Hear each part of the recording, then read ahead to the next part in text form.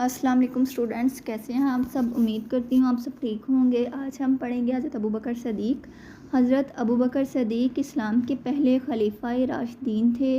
आप रज़ी अल्लाह अन्हा का असल नाम अब्दुल्ला बिन अबी काफ़ा था। आप रज़ी अल्लाह अन्हा हज़रत मोहम्मद के नहायत करीबी दोस्त और सुसर थे। आप रज़ी अल्लाह अन्हा सबसे पहले इस्लाम कबूल करने वाले मर्दों में शामिल थे।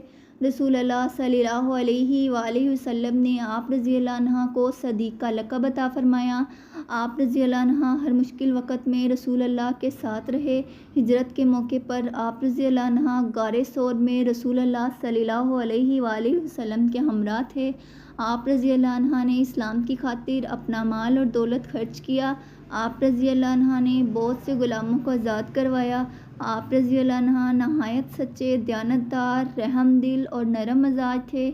आप रज़ी अल्लाह अन्हा के दौरे खिलाफत में झूठे मदियाने नबूवत का खात्मा किया गया।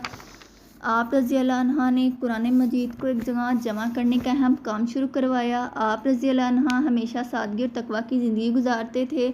आप रज़ी अल्लाह अन्हा का किरदार हर मुसलमान के लिए बेहतरीन नमूना है।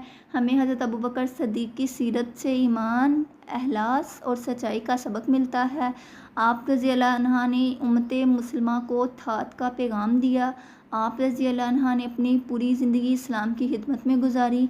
हर मुसलमान को आप रज़ी अल्लाह अन्हा की तालीमात पर अमल करना चाहिए। हज़रत अबू बकर सदीक़ का नाम तारीख़ इस्लाम में हमेशा इज़्ज़त से लिया जाएगा।